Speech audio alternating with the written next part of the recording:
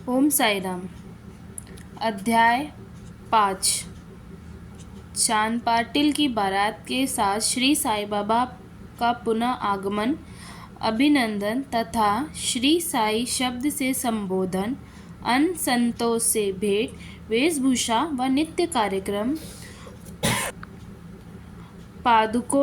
पादुकाओं की कथा, मुहिद्दीन के साथ कुश्ती, मुहिद्दीन का जीवन परिवर्तन, जल का तेल में रूपांतरण, मिथ्या गुरु जौहर अली।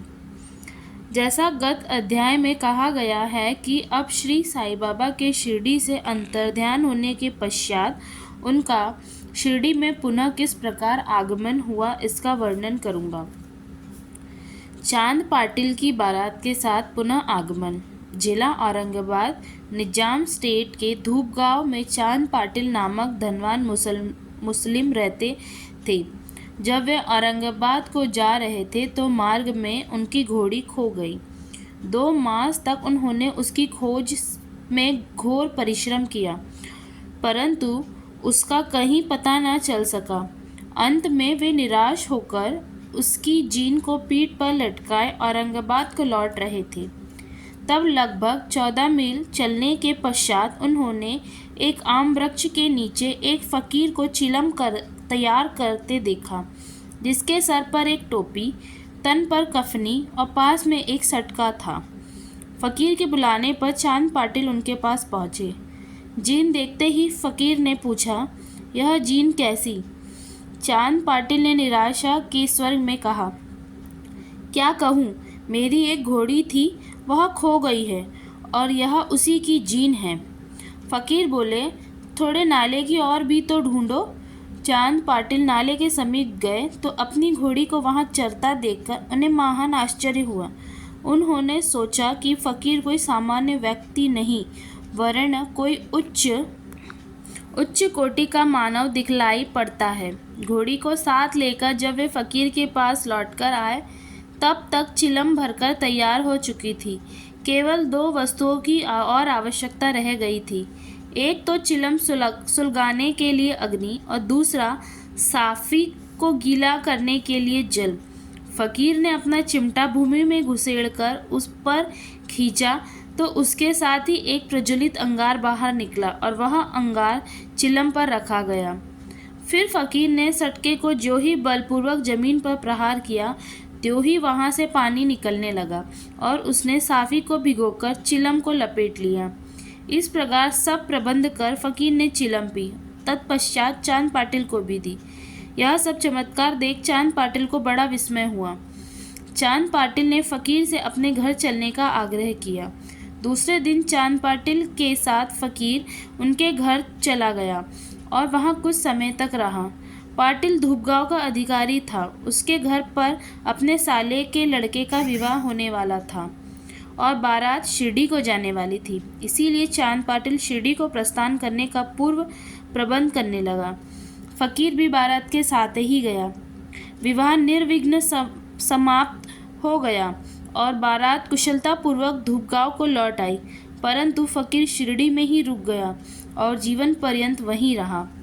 फकीर को साई नाम कैसे प्राप्त हुआ? जब बारात शिरडी में पहुंची तो खंडोबा के मंदिर के समीप महालसापति के खेत में एक वृक्ष के नीचे ठहराई गई।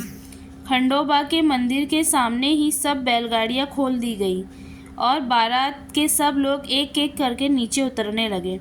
तरुण फकीर को उतरते देख महालसापति ने आओ साई कहकर उनका अभिनंदन किया तथा अन्य उपस्थित लोगों ने भी साई शब्द से ही संबोधन कर उनका आदर किया।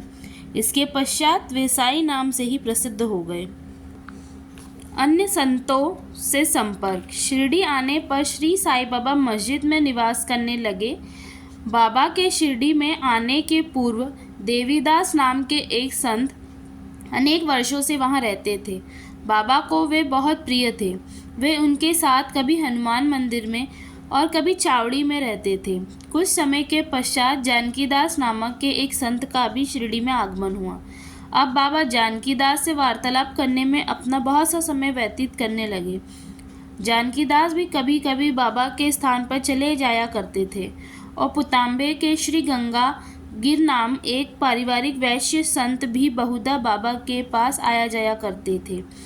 जब प्रथम बार उन्होंने श्री साईं बाबा का बगीचा सींचने के लिए पानी ढूंढते देखा तो उन्हें बड़ा अचंभा हुआ। वे स्पष्ट शब्दों में कहने लगे कि शिरडी परम भाग्यशाली है, जहाँ एक अमूल्य हीरा है। जिन्हें तुम इस प्रकार परिश्रम करते हुए देख रहे हो वो कोई सामान्य पुरुष नहीं है, अपितु यह भूमि बहुत भाग्यशाली तथा महान पुण्य भूमि है। इसी कारण इसे यह रत्न प्राप्त हुआ है। इस प्रकार श्री अक्कलकोट महाराज के एक प्रसिद्ध शिष्य संत आनंदनाथ येवला मठ, जो कुछ शिरडी निवासियों के साथ शिरडी पधारे, उन्होंने भी स्पष्ट कहा कि यद्यपि ब्रह्म दृष्टि से ये साधारण व्यक्ति जैसे प्रतीत होते हैं, परंतु ये सचमुच असाधारण व्यक्ति है। इसका तुम लोगों को भविष्य में अनुभव होगा। ऐसा कहकर वे येवला को लौट गए। यह उस समय की बात है जब शिरडी बहुत ही साधारण सा गांव था और साईं बाबा छोटी उम्र के थे। बाबा का रहन सहन व नित्य कार्यक्रम। तरुण अवस्था में श्री बाबा ने अपने केश कभी भी नहीं कटाए और वे सदैव एक पहलवान की तरह रहते थे। जब वे राहता जाते, जो कि शिरडी से 3 मील दूर है, तो वहाँ से वे गेंदा, जाई और जूही के पौधे मोल ले आया करते थे। वे उन्हें स्वच्छ करके उत्तम भूमि देखकर लगा देते और स्वयं सींचते थे। वामन तात्या नाम के एक भक्त इन्हें नित्य प्रति 2 मिट्टी के घड़े दिया करते थे। इन घड़ों द्वारा बाबा स्वयं ही पौधों में पानी डाला करते थे। जैसे ही घड़े वहां रखते वैसे ही वो फूट जाया करते थे, क्योंकि वे बिना तपाए और कच्ची मिट्टी के बने रहते थे। दूसरे दिन तात्या उन्हें फिर 2 नए घड़े दिया करते थे। यह क्रम 3 वर्षों तक चला और श्री साईं बाबा के कठोर परिश्रम तथा प्रयत्न से वहाँ फूलों की एक सुंदर फुलवारी बन गई। आजकल इसी स्थान पर बाबा के समाधि मंदिर की भव्य इमारत शोभ्यमान है, जहाँ सहस्त्र भक्त आते जाते रहते हैं। नीम वृक्ष के नीचे पादुकाओं की कथा। श्री अक्कलकोट महाराज के एक भक्त, जिनका नाम भाई कृष्णा जी अलीबागकर था, उनके चित्र का नित्य प्रतिपूजन किया करते थे। एक समय उन्होंने अक्कलकोट सोलापुर जिला जाकर महाराज की पादुकाओं का दर्शन एवं पूजन करने का निश्चय किया, परंतु प्रस्थान करने के पूर्व अक्कलकोट महाराज ने स्वप्न में दर्शन देकर उनसे कहा कि आजकल शिरडी ही मेरा विश्राम स्थल है और तुम वहीं जाकर मेरा पूजन करो। इसीलिए भाई ने अपने कार्यक्रम में परिवर्तन कर शिरडी आकर श्री साईं बाबा की पूजा की। वे आनंद पूर्वक शिरडी में 6 मास रहे और इस स्वप्न की स्मृति स्वरूप उन्होंने पादुकाएं बनवाई। सन 1834 में श्रावण में शुभ दिन देखकर नीम वृक्ष के नीचे वे पादुकाएं स्थापित कर दी। दादा केलकर तथा उपासनी महाराज ने यथाविधि स्थापना उत्सव संपन्न किया। एक दीक्षित ब्राह्मण पूजन के लिए नियुक्त कर दिया गया और प्रबंध का कार्य एक भक्त सगुन मेरू नायक को सौंपा गया। कथा का पूर्व विवरण। थाने के सेवानिवृत्त मामलतदार श्री B.V. देव, जो श्री साईं बाबा के एक परम भक्त थे, उन्होंने सगुन मेरू नायक और गोविंद कमलाकर दीक्षित से इस विषय में पूछताछ की। पादुकाओं का पूर्ण विवरण श्री साई लीला भाग 11 संख्या 1 पृष्ठ 25 में प्रकाशित हुआ, जो निम्नलिखित है। शक 1834 सन 1912 में बम्बई के एक भक्त डॉक्टर रामराव कोठारे बाबा के दर्शनार्थ शिरडी आए। उनका कंपाउंडर और उनके मित्र भाई कृष्णा जी अलीबागकर भी उनके साथ में थे। कंपाउंडर और भाई की सगुन मेरू नायक तथा जी के दीक्षित से घनिष्ठ दोस्ती हो गई। अन्य विषयों पर चर्चा करते समय इन लोगों को विचार आया कि श्री साईं बाबा के शिरडी में प्रथम आगमन तथा पवित्र नीम वृक्ष के नीचे निवास करने की ऐतिहासिक स्मृति के उपलक्ष्य में क्यों न पादुकाएं स्थापित की जाए। जब पादुकाओं के निर्माण पर विचार विमर्श होने लगा, तब भाई के मित्र कंपाउंडर ने कहा कि यदि यह बात मेरे स्वामी कोठारे को विदित हो जाए तो वे इस कार्य के निमित्त अति सुंदर पादुकाएं बनवा देंगे। उन्होंने शिरडी आकर पादुकाओं की रूपरेखा बनाई तथा इस विषय में उपासनी महाराज से भी खंडोबा के मंदिर में भेंट की। उपासनी महाराज ने उनसे बहुत सुधार किए और कमल फुलादि खींच दिए तथा नीचे लिखा श्लोक भी रचा, जो नीम वृक्ष के महत्व व बाबा की योग शक्ति का द्योतक था, जो इस प्रकार है। सदा नीम वृक्षस्य मूलादिवासात् सुधा श्रीवत्र त्रिभक्ते मम प्रियम तम तरुकल्प वृक्षादि साधयंत्रम नमामीश्वरम सद्गुरुम साईनाथम। अर्थात मैं भगवान साईनाथ को नमन करता हूँ, जिनका सानिध्य पाकर नीम वृक्ष कटु तथा अप्रिय होते हुए भी अमृत वर्षा करता था। इस वृक्ष का रस अमृत कहलाता है। इसमें अनेक व्याधियों से मुक्ति देने के गुण होने के कारण इसे कल्प वृक्ष से भी श्रेष्ठ कहा गया है। उपासनी महाराज का विचार सर्वमान्य हुआ और कार्य रूप में भी परिणित हुआ। पादुकाएं बंबई से तैयार कराई गई और कंपाउंडर के हाथों शिरडी भेज दी गई। बाबा की आज्ञा अनुसार इसकी स्थापना श्रावण की पूर्णिमा के दिन की गई। इस दिन प्रातः 11 बजे जी.के. दीक्षित उन्हें अपने मस्तक पर धारण कर खंडोबा के मंदिर से समारोह में और धूमधाम के साथ द्वारका माई में लाए। बाबा ने पादुकाएं स्पर्श कर कहा कि ये भगवान के श्री चरण हैं, इनकी नीम वृक्ष के नीचे स्थापना कर दो। इसके एक दिन पूर्व ही बंबई के एक पारसी भक्त पाष्टा शेठ ने 25 रुपये का मनी ऑर्डर भेजा।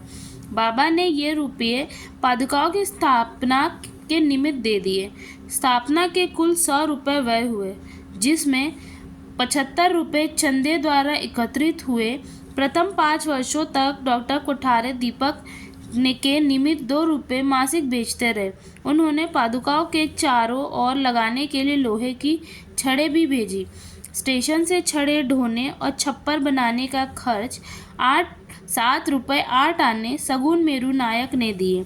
आजकल जाखड़ी नाना पुजारी पूजन करते थे और सगुन मेरू नायक नैवेद्य अर्पण करते तथा संध्या को दीपक जलाते। भाई कृष्णाजी पहले अक्कलकोट महाराज के शिष्य थे।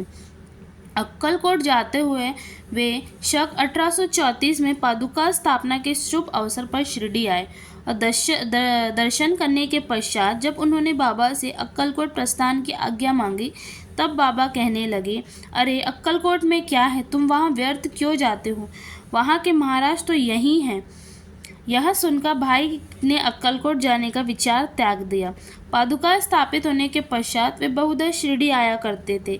श्री बी.वी. देव ने अंत में ऐसा लिखा कि इन सब बातों का विवरण हेमाड पंथ को विदित नहीं था, अन्यथा वे श्री साईचरित्र में लिखना कभी नहीं भूलते। मोहिउद्दीन तंबोली के साथ कुश्ती और जीवन परिवर्तन। शिरडी में एक पहलवान था जिसका नाम मोहिउद्दीन तंबोली था। बाबा का उससे किसी विषय पर मतभेद हो गया। फलस्वरूप दोनों में कुश्ती हुई और बाबा हार गए। इसके पश्चात बाबा ने अपनी पोशाक और रहन सहन में परिवर्तन कर दिया। वे कफनी पहनते, लंगोट बांधते और कपड़े से सिर ढकते। वे आसन तथा शयन के लिए एक टाट का टुकड़ा काम में लाते थे। इस प्रकार फटे पुराने चिथड़े पहनकर वे बहुत संतुष्ट प्रतीत होते थे। वे सदैव यही कहा करते थे कि गरीबी अव्वल बादशाही, अमीरी से लाख सवाई, गरीबों का अल्लाह भाई। गंगागीर को भी कुश्ती से बड़ा अनुराग था। एक समय जब वह कुश्ती लड़ रहा था, तब इसी प्रकार उसको भी त्याग की भावना जागृत हो गई।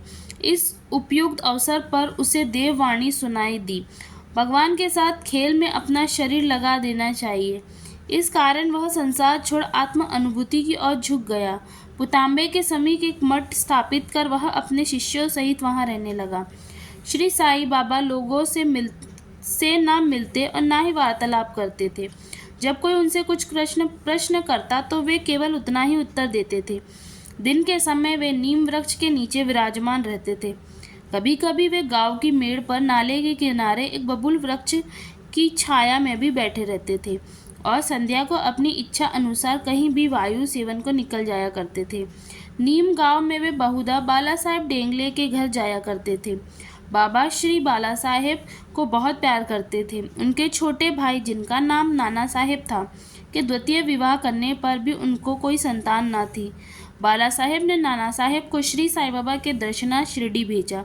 कुछ समय पश्चात उनकी श्री कृपा से नाना साहेब के यहाँ एक पुत्र रत्न हुआ। इसी समय से बाबा के दर्शनार्थ लोगों का अधिक संख्या में आना प्रारंभ हो गया तथा उनकी कीर्ति भी दूर दूर तक फैलने लगी। अहमदनगर में भी उनकी अधिक प्रसिद्धि हो गई। तभी से नाना साहेब चांदोरकर, केशव चिदंबर तथा अन्य भक्तगणों का शिरडी में आगमन होने लगा। बाबा दिन भर अपने भक्तों से घिरे रहते और रात्रि में जीर्ण शीर्ण मस्जिद में शयन करते थे।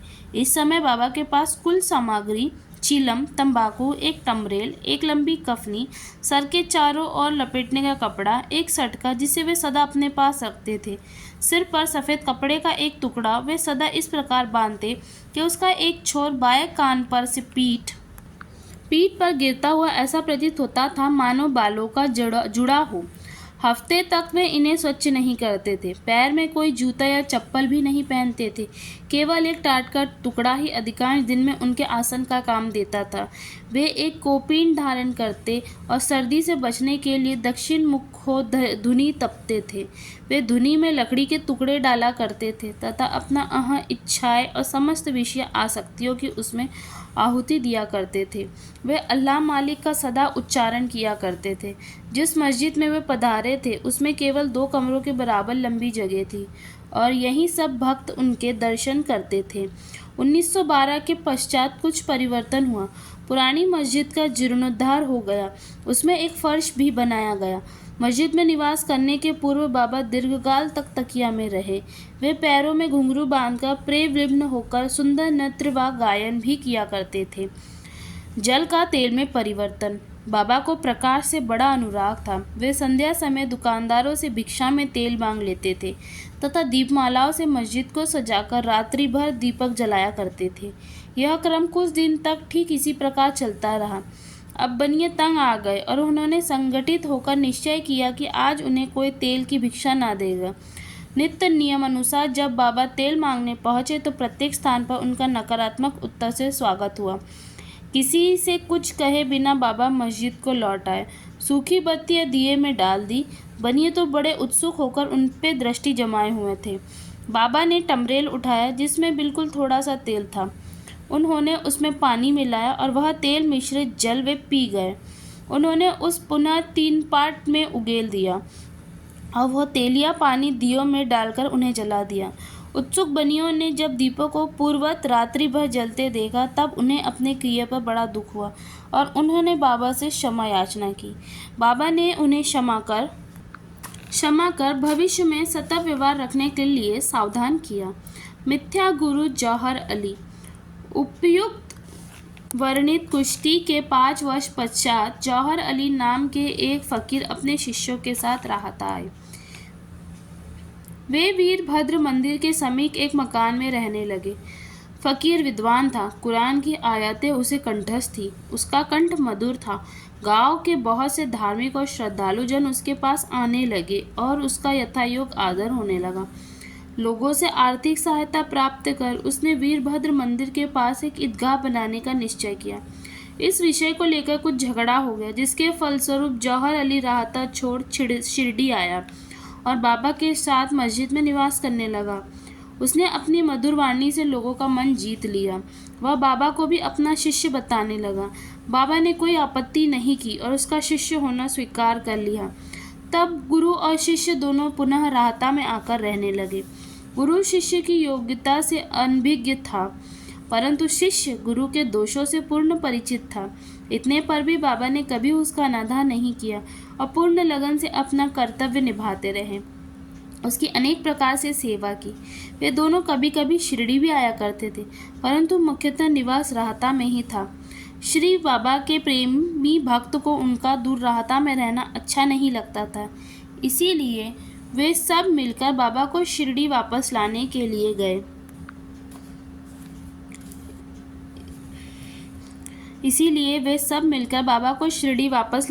लिए गए। इन लोगों की ईदगाह के समीप बाबा से भेंट हुई और उन्हें अपने आगमन का हेतु बतलाया। बाबा ने उन लोगों को समझाया कि फकीर के आने के पूर्व ही आप लोग शिरडी लौट जाए। इस प्रकार वार्तालाप हो ही रही थी कि इतने में फकीर आ पहुंचे। इस प्रकार अपने शिष्य को वहां से ले जाने का कुप्रयत्न करते देखकर वे बहुत क्रोधित हुए। कुछ वाद विवाद के पश्चात स्थिति में परिवर्तन हो गया और अंत में निर्णय हुआ कि फकीर व शिष्य दोनों ही शिरडी में निवास करें। इसीलिए वे शिरडी में आकर रहने लगे। कुछ दिनों के बाद देवीदास ने गुरु की परीक्षा की और उसमें कुछ कमी पाई। चांद पाटिल की बारात के साथ जब बाबा शिरडी में आए थे, उससे 12 वर्ष पूर्व देवीदास लगभग 10 या 11 उम्र की अवस्था में शिरडी आए थे और हनुमान मंदिर में रहते थे। देवीदास सुडौल, सुंदर आकृति तथा तीक्ष्ण बुद्धि के थे। वे त्याग की साक्षात मूर्ति तथा अगाध ज्ञानी थे। बहुत से सज्जन जैसे तात्या कोटे, काशीनाथ व अन्य लोग उन्हें अपने गुरु समान मानते थे। लोग जौहर अली को उनके सम्मुख लाए। विवाद में जौहर अली बुरी तरह पराजित हुआ और शिरडी छोड़ वैजापुर को भाग गया। वह अनेक वर्षों के पश्चात शिरडी आया और श्री साईं बाबा की चरण वंदना की। उसका यह भ्रम कि वह स्वयं गुरु था और श्री साईं बाबा उनके शिष्य अब दूर हो चुका था। श्री साईं बाबा उसे गुरु समान ही आदत करते थे। उनका स्मरण कर उसे बहुत पश्चाताप हुआ। इस प्रकार श्री साईं बाबा ने अपने प्रत्यक्ष आचरण से आदर्श उपस्थित किया कि अहंकार से किस प्रकार छुटकारा पाकर शिष्य की कर्तव्यों का पालन कर किस तरह आत्मानुभव की ओर अग्रसर होना चाहिए। ऊपर वर्णित कथा महालसापति के कथा अनुसार है। अगले अध्याय में रामनवमी का त्योहार, मस्जिद की पूर्व हालत एवं पश्चात उसके जीर्णोद्धार इत्यादि का वर्णन होगा। ओम साईनाथ। ओम साई राम। अध्याय 6 रामनवमी उत्सव, मस्जिद का जीर्णोद्धार, गुरु के कर स्पर्श की महिमा, चंदन समारोह, उरूस और रामनवमी का समन्वय, मस्जिद का जीर्णोद्धार। गुरु के कर स्पर्श के गुण। जब सद्गुरु ही नाव के खिवैया है तो निश्चित ही कुशलता तथा सरलता पूर्वक इस भावसागर के पार उतार देंगे। सद्गुरु शब्द का उच्चारण करते ही मुझे श्री साईं बाबा की स्मृति आ रही है। ऐसा प्रतीत होता है मानो वह स्वयं मेरे सामने खड़े हो और मेरे मस्तक पर उंगली लगा रहे हो। देखो देखो, वे अब अपना वरद हस्त उठाकर मेरे मस्तक पर रख रहे हैं। अब वह हृदय आनंद से भर गया है। मेरे नेत्रों से प्रेमाश्रु बह रहे हैं। सद्गुरु के कर स्पर्श की शक्ति महान आश्चर्यजनक है। लिंग शरीर जो संसार को भस्म करने वाली अग्नि से भी नष्ट नहीं होता, वह गुरु के कर स्पर्श से पल भर में नष्ट हो जाता है। अनेक जन्मों के समस्त पाप नष्ट हो जाते हैं। ऐसे व्यक्ति जिन्हें धार्मिक और ईश्वरीय प्रसंगों में पूर्ण अरुचि है, उनके भी मन स्थिर हो जाते हैं। श्री साईं बाबा के मनोहर रूप के दर्शन पर कंठ प्रफुल्लता से रूंध जाता है। आंखों से अश्रुधारा प्रवाहित होने लगती है और जब हृदय भावों से भर जाता है तो स्वहा भाव की जागृति होकर आत्मानुभव के आनंद का आभास होने लगता है। मैं और तू का भेद नष्ट हो जाता है और तत्क्षण ही ब्रह्मा के साथ अभिन्नता प्राप्त हो जाती है। जब मैं धार्मिक ग्रंथों का पठन करता हूँ तो क्षण क्षण में सद्गुरु की स्मृति हो आती है। बाबा राम या कृष्ण का रूप धारण कर मेरे सामने खड़े हो जाते हैं और स्वयं अपनी जीवन कथा मुझे सुनाने लगते हैं। अर्थात जब मैं भागवत का श्रवण करता हूँ तब बाबा श्री कृष्ण का स्वरूप धारण कर लेते हैं और तब मुझे ऐसा प्रतीत होने लगता है कि वे ही भागवत या भक्तों के कल्याणार्थ उद्भव गीता सुना रहे हैं। जब कभी मैं किसी से वार्तालाप किया करता हूँ तब मैं बाबा की कथाओं को ध्यान में लाता हूँ जिससे उनका उपयुक्त अर्थ समझाने में सफल हो सकूँ।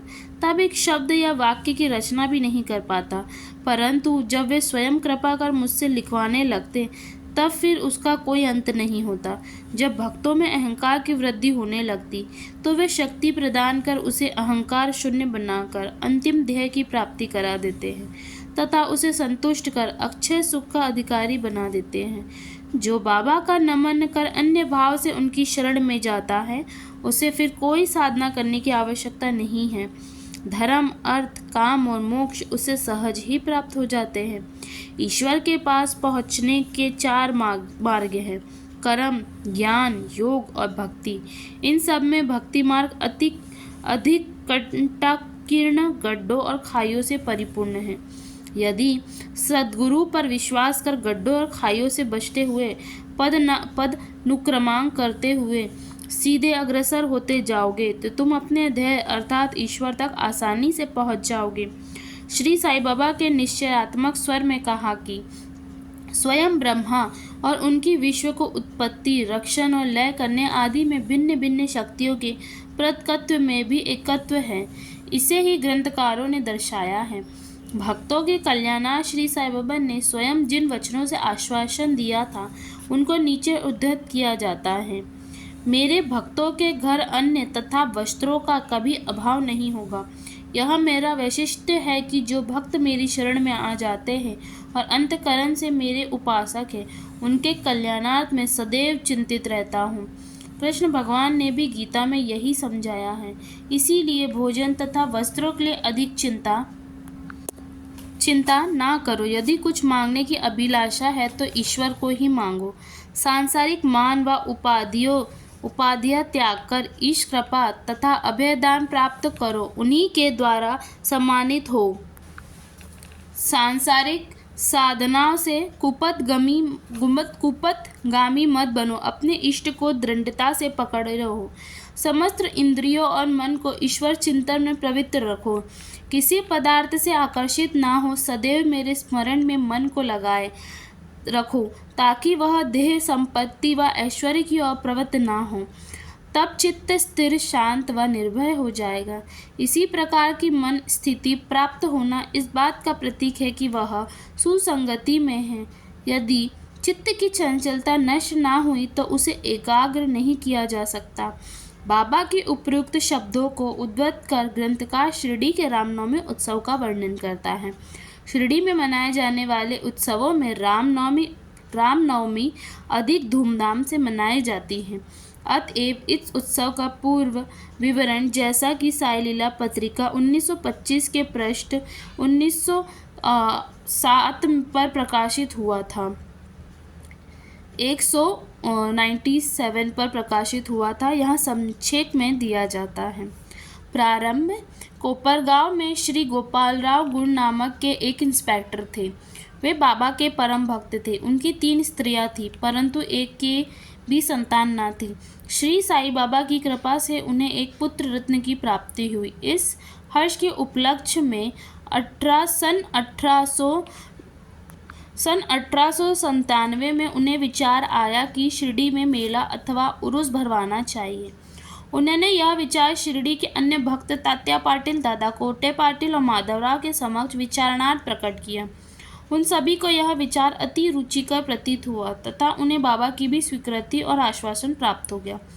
उर्स भरने के लिए सरकारी आज्ञा आवश्यक थी, इसीलिए एक प्रार्थना पत्र कलेक्टर के पास भेजा गया, परंतु ग्राम कुलकर्णी पटवारी की आपत्ति उठाने के कारण स्वीकृति प्राप्त न हो सकी।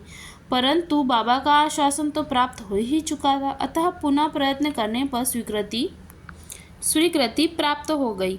बाबा की अनुमति से रामनवमी के दिन उर्स भरना निश्चित हुआ। ऐसा प्रतीत होता था कि कुछ निष्कर्ष ध्यान में रख कर ही उन्होंने ऐसी आज्ञा दी, अर्थात उर्स और रामनवमी के उत्सव का एकीकरण तथा हिंदू मुस्लिम एकता, जो भविष्य की घटनाओं से ही स्पष्ट है कि यह ध्येय पूर्ण सफल हुआ। प्रथम बाधा तो किसी प्रकार हल हुई। अब द्वितीय कठिनाई जल के अभाव की उपस्थिति हुई। शिरडी एक छोटा सा ग्राम था। पूर्व काल से ही वहाँ जल का अभाव बना रहता था। गांव में केवल 2 कुएं थे, जिनमें से एक तो प्रायः सूखा जाया करता था और दूसरे का पानी खारा था। बाबा ने उसमें फूल डालकर उसके खारे जल को मीठा बना दिया, लेकिन एक कुएं का जल कितने लोगों को पर्याप्त हो सकता था। इसीलिए तात्या पाटिल ने बाहर से जल मंगवाने का प्रबंध किया।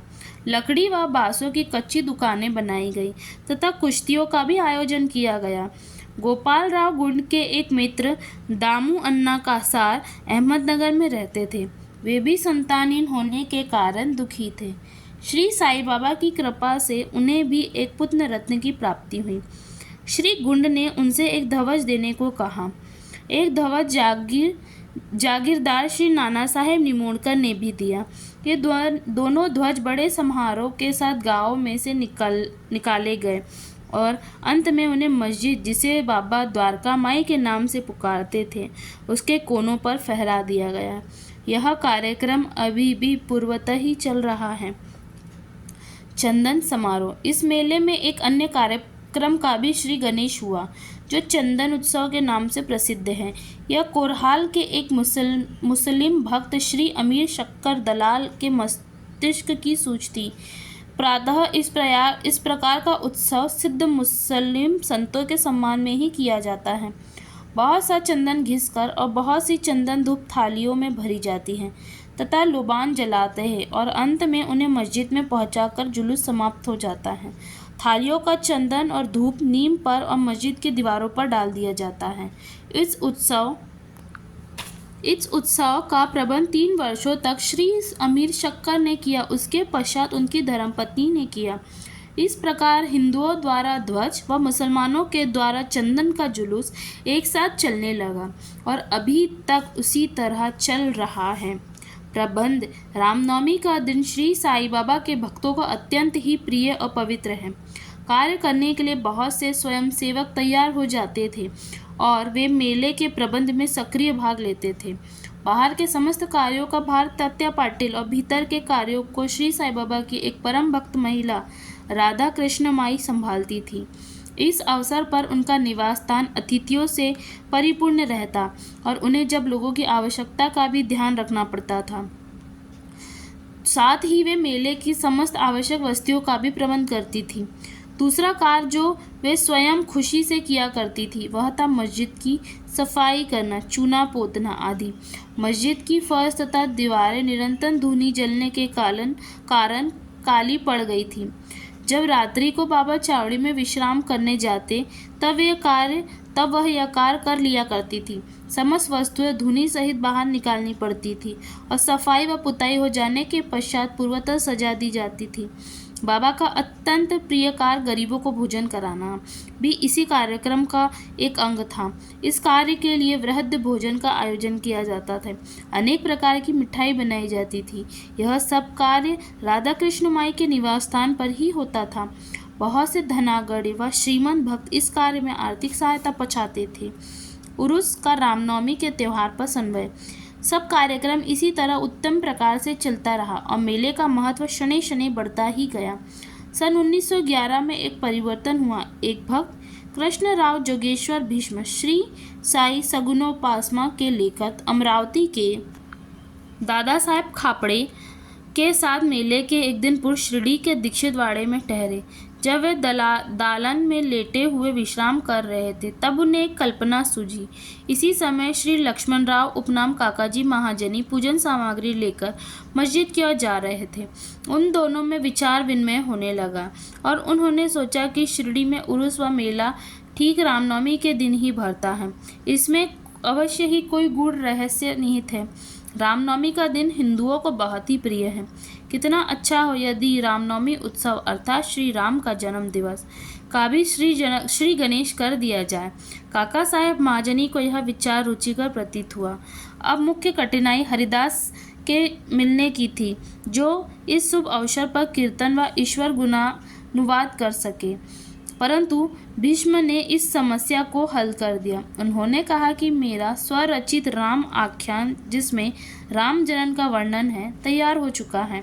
मैं उसका ही कीर्तन करूंगा और तुम हारमोनियम के पर साथ करना तथा राधा कृष्ण माई सुंगट्टा, शोट और शक्कर मिश्रित चूर्ण तैयार कर देगी। तब वे दोनों शीघ्र ही बाबा की स्वीकृति प्राप्त करने हेतु मस्जिद को गए। बाबा तो अंतर्यामी थे, उन्होंने तो सब ज्ञान था कि वाड़े में क्या क्या हो रहा है। बाबा ने महाजनी से प्रश्न किए कि वहाँ क्या चल रहा था। इस आकस्मिक प्रश्न से महाजनी घबरा गए और बाबा के शब्दों का अभिप्राय न समझ सकने के कारण वह स्तंभ होकर खड़े हो गए। तब बाबा ने भीष्म से पूछा कि क्या बात है। भीष्म ने रामनवमी उत्सव मनाने का विचार बाबा के समक्ष प्रस्तुत किया तथा स्वीकृति देने की प्रार्थना की। बाबा ने भी सहर्ष अनुमति दे दी। सभी भक्त हर्षित हुए और राम जन्मोत्सव मनाने की तैयारियां करने लगे। दूसरे दिन रंग बिरंगी झड़ियों से मस्जिद सजा दी गई। श्रीमती राधा कृष्ण माई ने एक झूला लाकर बाबा के आसन के समक्ष रख दिया और फिर उत्सव प्रारंभ हो गया। भीष्म कीर्तन करने को खड़े हो गए और महाजनी हारमोनियम पर उनका साथ करने लगी। तभी बाबा ने महाजनी को बुलवा भेजा। यहाँ महाजनी शंकित थे कि बाबा उत्सव मनाने को आज्ञा देंगे भी या नहीं, परंतु जब वे बाबा के समीप पहुंचे तो बाबा ने उनसे प्रश्न किया, यह सब क्या है? यह झूला क्यों रखा गया है? महाजनी ने बतलाया कि रामनवमी का कार्यक्रम प्रारंभ हो गया है और उसी कारण यह पालना यहाँ रखा गया है। बाबा ने निम्बर पर से 2 हार उठवाए। उसमें से एक हार तो उन्होंने काका जी के गले में डाल दिया तथा दूसरा भीष्म के लिए भेज दिया। अब कीर्तन प्रारंभ हो गया था। कीर्तन समाप्त हुआ तब श्री राजा राम की उच्च स्वर से जय जयकार हुई। कीर्तन के स्थान पर गुलाल की वर्षा की गई। जब हर कोई प्रसन्नता से झूम रहा था तब अचानक ही एक गरजती हुई ध्वनि उनके कानों पर पड़ी।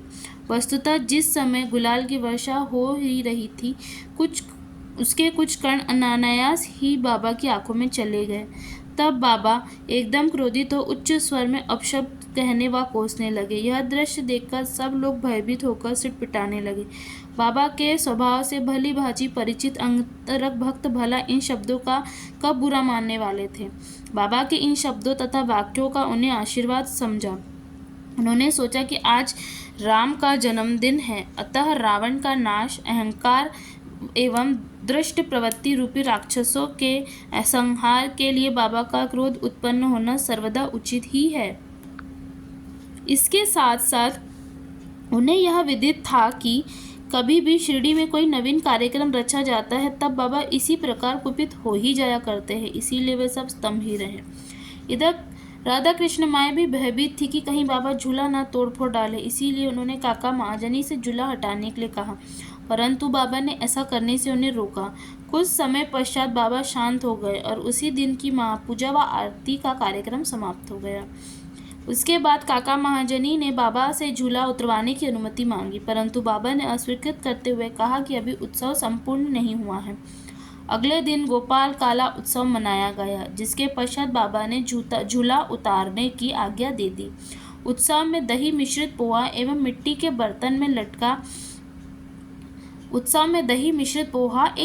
बर्तन में लटका दिया जाता है और कीर्तन समाप्त होने पर वह बर्तन फोड़ दिया जाता है और प्रसाद के रूप में वह पोहा सबको वितरित कर दिया जाता है। जिस प्रकार श्री कृष्ण ने ग्वालों के साथ किया था, रामनवमी उत्सव इसी तरह दिन भर चलता रहा। दिन के समय 2 ध्वज का जुलूस और रात्रि के समय चंदन का जुलूस बड़ी धूमधाम और समारोह के साथ निकल गया। इस समय के पश्चात ही उर्स रामनवमी में परिवर्तित हो गया। अगले वर्ष सन 1912 से रामनवमी के कार्यक्रमों की सूची में वृद्धि हो गई।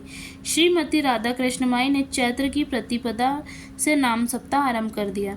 लगातार दिन रात 7 दिन तक भगवत नाम लेना नाम सप्ताह कहलाता है। सब भक्त इसमें बारी बारी से भाग लेते थे। वे भी प्रातःकाल सम्मिलित हो जाया करती थी। देश के सभी भागों से रामनवमी का उत्सव मनाया जाता है, इसीलिए अगले वर्ष हरिदास के मिलने की कठिनाई पुनः उपस्थित हुई, परंतु उत्सव के पूरी समस्या हल हो गई। 5-6 दिन पूर्व ही महाजनी की बाला बुआ से अकस्मात भेंट हो गई। बुआ साहेब आधुनिक तुकाराम के नाम से प्रसिद्ध थे।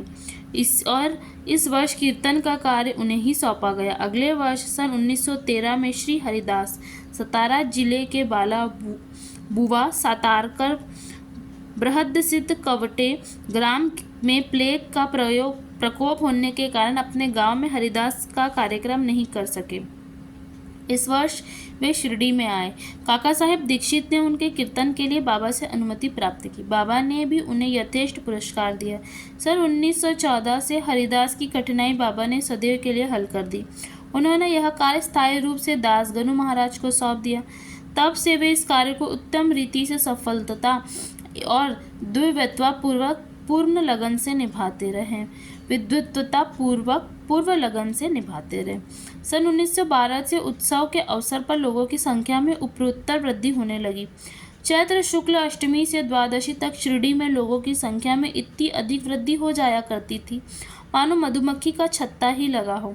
दुकानों की संख्या में वृद्धि हो गई, प्रसिद्ध पहलवानों की कुश्तियां होने लगी, गरीबों को वृहद स्तर पर भोजन कराने जाने लगा।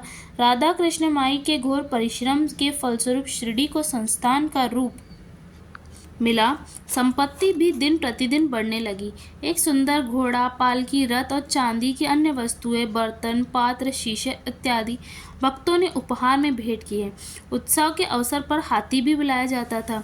यद्यपि संपत्ति बहुत बड़ी, परंतु बाबा उन सबसे सदा निरपेक्ष ही रहते थे। वे सदैव उसे उपेक्षा की दृष्टि से देखते और सदैव की भांति ही साधारण वेशभूषा धारण करते थे। यह ध्यान देने योग्य है कि जुलूस तथा उत्सव में हिंदू और मुसलमान दोनों ही साथ साथ कार्य करते थे, परंतु आज तक उनमें कोई विवाद ना हुआ और ना कोई मतभेद ही। पहले तो लोगों की संख्या 5,000 से 7,000 के लगभग ही होती थी, परंतु किसी किसी वर्ष तो यह संख्या 75,000 तक पहुंच जाती थी। फिर भी कभी न कोई बीमारी फैली, ना ही कोई दंगा हुआ। मस्जिद का जीर्णोद्धार। जिस प्रकार उरूस या मेला लगाने का विचार प्रथमतः श्री गोपाल कुंड को आया था, उसी प्रकार मस्जिद के जीर्णोद्धार का विचार भी प्रथम उन्हें ही आया। उन्होंने इस कार्य के निमित्त पत्थर एकत्रित कर उन्हें वर्गाकार करवाया, परंतु उस कार्य का श्रेय उन्हें प्राप्त न होना था। वह सुयश तो नाना साहेब चांदोरकर के लिए ही सुरक्षित था और फर्श का कार्य काका साहब दीक्षित के लिए। प्रारंभ में बाबा ने इन कार्यों के लिए स्वीकृति नहीं दी, परंतु स्थायी भक्त महालसापति के आग्रह करने से बाबा की स्वीकृति प्राप्त हो गई और एक रात में ही मस्जिद का पूरा फर्श बन गया। अभी तक बाबा एक टाट के टुकड़े पर ही बैठते थे।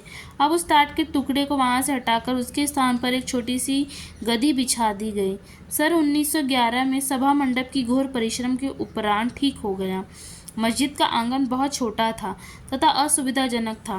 काका साहब दीक्षित आंगन को बढ़ाकर उसके ऊपर छप्पर लगवाना चाहते थे। यथेष्ट द्रव्यराशि व्यय कर उन्होंने लोहे के खंभे, बल्लियां व कैंचियां मोल ली और कार्य भी प्रारंभ हो गया। दिन रात परिश्रम कर भक्तों ने लोहे के खंभे जमीन में गाड़े। जब दूसरे दिन बाबा चावड़ी से लौटे, उन्होंने उन खंभों को उखाड़ कर फेंक दिया और अति क्रोधित हुए। वे एक हाथ में खंभा पकड़कर उसे उखाड़ने लगे और दूसरे हाथ से उन्होंने तात्या का साफा उतार लिया और उसमें आग लगाकर गड्ढे में फेंक दी। बाबा के नेत्र जलते हुए अंगारे के सदृश लाल हो गए। किसी को भी उनकी ओर आंख उठाकर देखने का साहस नहीं था। सभी बुरी तरह भयभीत होकर विचलित होने लगे कि अब क्या होगा। बागोजी शिंदे, बाबा के एक कोड़ी भक्त, कुछ साहस कर आगे बढ़े, पर बाबा ने उन्हें धक्का देकर पीछे ढकेल दिया। माधवराव की भी वही गति हुई। बाबा उनके ऊपर भी ईंट के ढेले फेंकने लगे। जो भी उन्हें शांत करने गया, उसकी वही दशा हुई।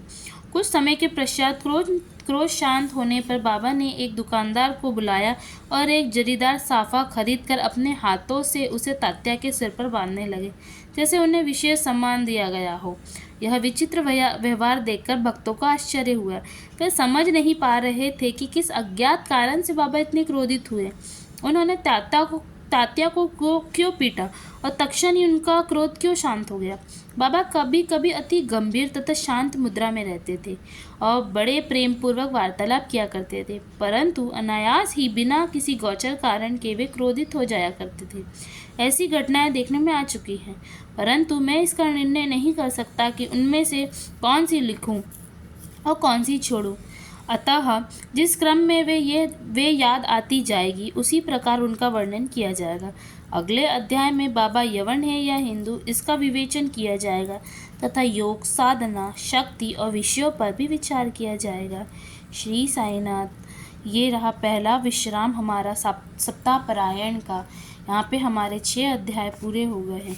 ओम साई राम। कल हम अध्याय 7 पढ़ेंगे। तो आप इस वीडियो को जितना हो सके शेयर कीजिएगा और हो सके तो प्लीज़ चैनल को भी सब्सक्राइब कीजिएगा। बहुत बहुत शुक्रिया। ओम साई राम।